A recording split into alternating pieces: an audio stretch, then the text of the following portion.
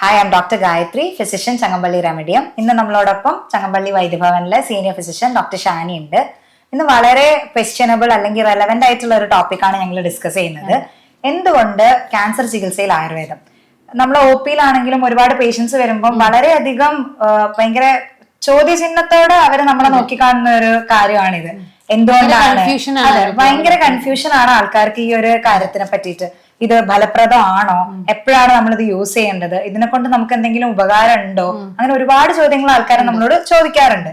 അപ്പൊ ഡോക്ടർ, എന്തുകൊണ്ടാണ് അല്ലെങ്കിൽ എപ്പോഴാണ് ക്യാൻസർ ചികിത്സയിൽ ആയുർവേദം ഉപയോഗപ്പെടുത്തേണ്ടത്? ശരിക്കും എപ്പോഴാണെന്നുള്ളൊരു ഇതിൽ വരുന്നില്ല. കാരണം എപ്പോൾ വേണമെങ്കിലും നമുക്ക് ചെയ്യാം ആയുർവേദത്തിൽ. ഇപ്പോൾ ചിലപ്പോൾ നമ്മളാവും ഡയഗ്നോസ് ചെയ്യുന്നുണ്ടാവും ആയുർവേദം. വേറെ എന്തെങ്കിലും ഒരു കേസിന് വന്ന പേഷ്യൻ്റ് ആവും. ആ കേസിൻ്റെ ഇടയിൽ ചിലപ്പോൾ നമുക്ക് എന്തെങ്കിലും പർട്ടിക്കുലർ ആയിട്ട് കണ്ടിട്ട് നമ്മൾ വല്ല ഇൻവെസ്റ്റിഗേഷൻ ഒക്കെ ചെയ്തിട്ട് ചിലപ്പോൾ നമ്മളാവും ക്യാൻസർ ഡയഗ്നോസ് ചെയ്തിട്ടുണ്ടാവുക. എന്നിട്ട് നമ്മൾ ട്രീറ്റ്മെൻറ്റ് ചെയ്യുകയാണ് ചെയ്യുക. അപ്പോൾ ഇപ്പോൾ ഒരു സർജറി വേണ്ട കേസാണെന്നുണ്ടെങ്കിൽ നമ്മൾ സർജറി സജസ്റ്റ് ചെയ്യും. ഇനിയിപ്പോൾ അതല്ല, സർജറി ചെയ്യാൻ പറ്റാത്ത കേസാണെന്നുണ്ടെങ്കിൽ നമുക്ക് ചെയ്യാൻ പറ്റുന്ന ട്രീറ്റ്മെൻറ്റ് ചെയ്യും. കീമോൻ്റെ ഒപ്പം ട്രീറ്റ്മെൻറ്റുകൾ ചെയ്യാറുണ്ട്. കീമോ നിർത്തിയിട്ട് നമ്മൾ ട്രീറ്റ്മെൻറ്റ് ചെയ്യാറുണ്ട്. ഇനി അതല്ല, പാലിയേറ്റീവ് കെയറിലുള്ള പേഷ്യൻസിന് നമ്മൾ ട്രീറ്റ്മെന്റ് ചെയ്യാറുണ്ട്. സർജറി കഴിഞ്ഞ ഉടനെ നമ്മളെടുത്ത് വരുന്ന കേസുകളുണ്ട്. പിന്നെ അതേപോലെ തന്നെ ക്യാൻസർ ഒരിക്കൽ വന്ന പേഷ്യൻസിന് ക്യാൻസർ വീണ്ടും വരാനുള്ള സാധ്യത വളരെ കൂടുതലാണല്ലോ. പ്രിവെന്റീവ് ആയിട്ട് ചെയ്യാൻ പറ്റും. അതേപോലെ തന്നെ ഇപ്പോൾ ഫാമിലിയിലൊക്കെ ഒരുപാട് കേസസ് ഉള്ള ആളുകളാകുമ്പോൾ അവര് സ്ക്രീനിങ് ടെസ്റ്റുകൾ ചെയ്തിട്ട് പ്രിവെന്റീവ് ആയിട്ടുള്ള ട്രീറ്റ്മെന്റുകൾ ചെയ്യാറുണ്ട്. അങ്ങനെയൊക്കെ വരാറുണ്ട്. അത് പറഞ്ഞപ്പോ എനിക്ക് വേറൊരു കാര്യം ഓർമ്മ വന്നു. വളരെ ജനറൽ കേസസ് ആയിട്ട് നമ്മളടുത്ത് വരുന്ന കുറെ പേഷ്യൻസിന്റെ ഫെമീരിയൽ ഹിസ്റ്ററി മാത്രം വെച്ചിട്ട് നമ്മളൊരു ഫ്യൂച്ചർ റണ്ണിൽ അവർക്ക് കുറെ ഡയഗ്നോസ്റ്റിക് ക്രൈറ്റീരിയ വരുന്ന കേസസ് നമ്മൾ ഡിസ്കസ് ചെയ്തിട്ടുണ്ട്. അതും ഒരു വലിയൊരു പോയിന്റ് ആണ് ആയുർവേദത്തിലേക്ക് നമ്മൾ വരുന്ന സമയത്ത്. പിന്നെ ഇതിൽ എന്താന്ന് വെച്ചാല്, ഒരു ക്യാൻസർ ഡയഗ്നോസ് ചെയ്തൊരു പേഷ്യന്റിൽ ഫസ്റ്റിൽ പേഷ്യന്റിനും പേഷ്യന്റ് പാർട്ടിക്കും വരെ കൺഫ്യൂഷനാണ്. എന്ത് ചെയ്യണം, ഏത് ചികിത്സ ചെയ്യണം, ആയുർവേദം ചെയ്യണോ, അലോപ്പതി ചെയ്യണോ, ഹോമിയോ ചെയ്യണോ, ഇനി അതല്ല ഇതൊന്നും അല്ലാണ്ട് ഒറ്റമൂലി എന്ന് പറഞ്ഞ് പച്ചമരുന്ന് എന്നുള്ള രീതിയിൽ പല രീതിയിലും പല മെഡിസിൻസ് കിട്ടുന്നുണ്ട്. ഇപ്പോൾ ക്യാൻസറിന് ഒറ്റമൂലി എന്നുള്ള രീതിയിൽ തന്നെ ഉണ്ട്. അപ്പോൾ എവിടെ ചെന്നാലാണ് കറക്റ്റ് ആയിട്ടുള്ള ട്രീറ്റ്മെന്റ് കിട്ടാന്നറിയില്ല. എല്ലാ ഫാമിലിയും എന്ത് വേണമെങ്കിലും ചെയ്യാനുള്ള ഒരു സിറ്റുവേഷനിലാവും അവരുണ്ടാവുക. എങ്ങനെങ്കിലും ആളെ രക്ഷിച്ചെടുക്കുക എന്നുള്ള രീതിയിൽ വളരെ ലൈഫ് ത്രെറ്റനിങ് ആയിട്ടുള്ള ഒരു സിറ്റുവേഷൻ. പേടിയാണ് ഡയഗ്നോസ് ചെയ്ത് കഴിഞ്ഞാൽ ആളുകളിൽ പേടിയാണ് ആദ്യം വരിക. അപ്പൊ അവർക്ക് കൺഫ്യൂഷൻസ് സ്വാഭാവികമായിട്ടും വരും. ഇപ്പൊ ഡോക്ടർ, നമ്മളെ ഇപ്പൊ ഇതിന്റെ ഒരു ബെനിഫിറ്റ്സ് അല്ലെങ്കിൽ ഒരു പ്രയോജനങ്ങൾ ഡിസ്കസ് ചെയ്യുകയാണെങ്കിൽ നമുക്ക് എന്തൊക്കെ റിലേറ്റഡ് ആയിട്ട് പറയാൻ പറ്റും ആയുർവേദം ഓപ്റ്റ് ചെയ്യുന്നതിനെ കുറിച്ച്? അതായത് നമ്മൾ ഫസ്റ്റ് ചെയ്യുക ജനറൽ ഇമ്മ്യൂണിറ്റി കൂട്ടുക എന്നുള്ളതാണ് നമ്മൾ ചെയ്യുക. ഡോക്ടർ കേസുകൾ കണ്ടിട്ടുണ്ടാവുമല്ലോ. അപ്പൊ അതില് ഫസ്റ്റ് ജനറൽ ഹെൽത്ത് ഇംപ്രൂവ് ചെയ്തിട്ടാണ് നമ്മൾ ട്രീറ്റ്മെന്റുകൾ ചെയ്യുക. നമ്മളെ ട്രീറ്റ്മെന്റിൽ ലേപനം, അസ്ഥി, സ്നേഹപാനം, വിരേചനം, സ്നേഹപാനം, വമനം ഇതൊക്കെ ചെയ്യുമ്പോൾ പേഷ്യന്റിന്റെ ഹെൽത്ത് നമ്മൾ നന്നായിട്ട് കൺസിഡർ ചെയ്തിട്ടേ ചെയ്യുള്ളൂ. അവർക്ക് എന്താ പറ്റുക അത് മാത്രമാണ് നമ്മൾ ചെയ്യണത്. ക്യാൻസർ പോലെയുള്ള കേസുകൾ നമ്മൾ ചെയ്യുമ്പോൾ അവരെ ഹെൽത്ത് വൈസ് ഇമ്പ്രൂവ് ചെയ്യാണ് നമ്മൾ ഫസ്റ്റ് ചെയ്യേണ്ടത്. അപ്പോൾ അതുകൊണ്ട് തന്നെ പല കോളുകളിലും പേഷ്യൻസ് വിളിച്ചിട്ട് ചോദിക്കും, അല്ലെങ്കിൽ പേഷ്യൻ്റ് പാർട്ടി വിളിച്ചിട്ട് നമ്മളോട് ചോദിക്കും, ഇന്ന ക്യാൻസർ ആണ്, ഇന്ന ട്രീറ്റ്മെൻറ്റുകളൊക്കെ ചെയ്ത് ഇനി ഇതിനെന്താ ചെയ്യുക, നിങ്ങളതിൽ ട്രീറ്റ്മെൻറ്റ് ഉണ്ടോ എന്നുള്ള രീതിയിലാണ് നമ്മളോട് സംസാരിക്കുക.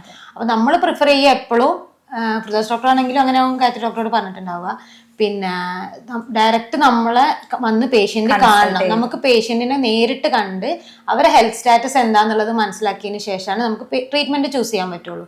അപ്പോൾ ചിലപ്പോൾ ഭയങ്കര വീക്കായിട്ടുള്ള പേഷ്യൻ്റ് ആവാം, ചിലപ്പോൾ സർജറി കഴിഞ്ഞ ഉടനെ ആവാം, അതിൻ്റെ സർജറിൻ്റെ കോംപ്ലിക്കേഷൻസ് ഒക്കെ കൊണ്ട് നടക്കുന്ന ഒരു സമയമാവും. അപ്പം നമുക്ക് എല്ലാ ട്രീറ്റ്മെന്റുകളും ചെയ്യാൻ പറ്റില്ല.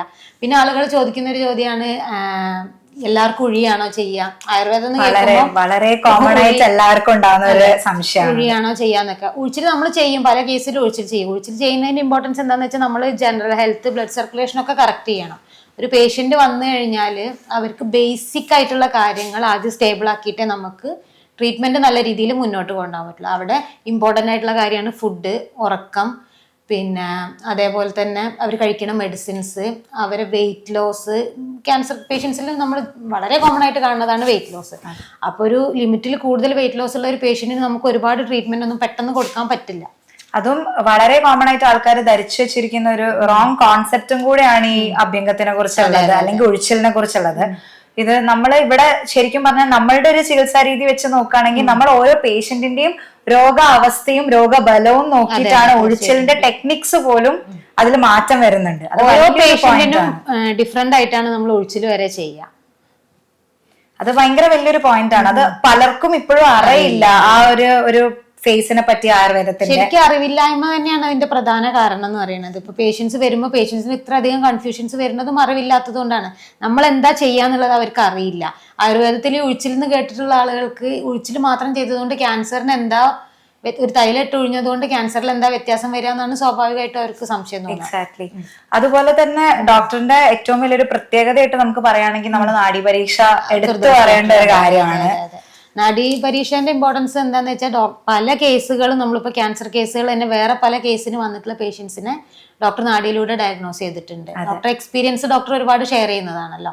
അപ്പോൾ ഒരു കേസ് വന്നിട്ട് അവർ വന്നത് ബാത്റൂമിൽ എങ്ങാനും വീണിട്ട് മുട്ടിന് എന്തോ ഒരു ഇഞ്ചുറി ഉണ്ടായിട്ട് വന്നതാണ്.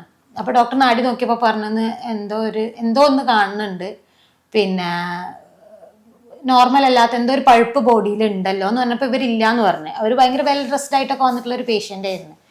അപ്പോൾ ഒന്നും കാണാനില്ല. അപ്പോൾ ഡോക്ടർക്ക് വീണ്ടും കൺഫ്യൂഷൻ. ഡോക്ടർക്ക് നാടി നോക്കിയപ്പോൾ പിന്നെയും എന്തോ ഒരു മിസ്റ്റേക്ക് തോന്നിയിട്ട് ഡോക്ടർ ബൈസ്റ്റാൻഡർ മക്കളായിരുന്നു കൂടെ വന്നിട്ടുണ്ടായിരുന്നത്. മക്കളോ കസിൻസ് അങ്ങനെ ആയിരുന്നു. അവരെ പുറത്ത് നിർത്തിയിട്ട് ഡോക്ടർ ഇവരെ എക്സാമിൻ ചെയ്തിട്ട് നോക്കിയപ്പോഴാണ് വൈഫ് പറയുന്നത് 5 വർഷമായിട്ട് CA ബ്രസ്റ്റ് കൊണ്ട് നടക്കുകയാണ് ആ പേഷ്യൻ്റ്. 5 വർഷം എന്ന് വെച്ചാൽ അത്രയും വേഴ്സ്റ്റ് ആയിരുന്നു. അൾസറേറ്റഡ് ആയിരുന്നു, സ്മെല്ല് ഉണ്ടായിരുന്നു, ഭയങ്കര സ്മെല്ല് ഉണ്ടായിരുന്നു അത് ഓപ്പൺ ചെയ്തപ്പോൾ. കാരണം അത്രയും വെൽ ഡ്രസ്ഡ് ആയിട്ട് വന്നൊരു പേഷ്യന്റിന്റെ ഉള്ളിൽ ഇത്രയും ഉണ്ടെന്ന് ഡോക്ടർ എക്സ്പെക്ട് ചെയ്യുന്നില്ലല്ലോ. നമ്മളിപ്പോൾ പുറത്തുനിന്ന് നോക്കുമ്പോൾ നമുക്ക് അങ്ങനെ തോന്നില്ല. ഡോക്ടർ നാഡിയിലാണ് അത് ഡയഗ്നോസ് ചെയ്തത്. പിന്നെ മക്കളെ വിളിച്ച് പറഞ്ഞ് കാര്യങ്ങളൊക്കെ ചെയ്ത് അവർക്ക് കംപ്ലീറ്റ് ആയിട്ട് ശരിക്കും മാറി ബ്രസ്റ്റ്. അത് കുറേ സമയം എടുത്തിട്ടാണ് മാറിയത്. ആൾസറും കാര്യങ്ങളൊക്കെ അവർ ഡ്രസ് ചെയ്ത് മെഡിസിനൊക്കെ പല മെഡിസിൻസ് യൂസ് ചെയ്തിട്ട് അത് ചെയ്തിട്ടുണ്ടായിരുന്നു. പിന്നെ ഡോക്ടറുടേതായ കുറെ പാറ്റേൺ മെഡിസിൻസ് ഉണ്ട്. അതിനെയാണ് നമ്മളൊക്കെ യൂസ് ചെയ്ത് കുറെ ഫോർമുലേഷൻസ് ഉണ്ട് സ്വന്തമായിട്ട്. ഇതുപോലൊരു സിമിലർ എക്സ്പീരിയൻസ് എനിക്കും ഉണ്ട് ഡോക്ടർ.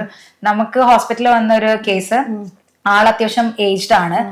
ഒരു ഡീടോക്സിഫിക്കേഷൻ എന്നുള്ളൊരു പ്രോസസ്സിലാണ് ആളെ നമ്മുടെ ഹോസ്പിറ്റലിൽ അഡ്മിറ്റ് ചെയ്യുന്നത്. ഇപ്പം റൗണ്ട്സിന് ഞാൻ ഡോക്ടറെ കൂടെ പോയ സമയത്ത് ഡോക്ടർ നാഡി എക്സാമിൻ ചെയ്തു. ഡോക്ടർക്ക് ചെറിയൊരു സസ്പീഷൻ മാത്രമേ തോന്നിയിട്ടുള്ളൂ. എന്നോട് പുറത്തിറങ്ങിയിട്ട് ഡോക്ടർ പറഞ്ഞു ആളുടെ ബോഡിയിൽ എവിടെ ഒരു എൻലാർജ്മെന്റ് ഫീൽ ചെയ്യുന്നുണ്ട്, നമുക്ക് വേണമെങ്കിൽ ഒരു CA സസ്പെക്ട് ചെയ്യാം എന്നുള്ള രീതിയിൽ ഡോക്ടർ ഒരു ഇനീഷ്യൽ സ്റ്റേജ് ഇട്ടു. പിറ്റേന്ന് തന്നെ ഞാൻ ആളെ USGക്കും CTക്കും റെഫർ ചെയ്തിട്ട് കൊണ്ടുപോവാണ് ചെയ്തത്. അപ്പൊ തന്നെ തിരിച്ചു വന്നപ്പം എന്താണോ ഡോക്ടർ പറഞ്ഞത് എക്സാക്ട് ആയിരുന്നു, ലൊക്കേഷൻ വരെ ഡോക്ടർ ഗസ് ചെയ്തത് എക്സാക്ട് ആയിരുന്നു എന്നുള്ളതാണ് സത്യം. ആൾക്കൊരു 2nd ഗ്രേഡ് പ്രോസ്റ്റേറ്റ് എൻലാർജ്മെന്റ് ആയിരുന്നു.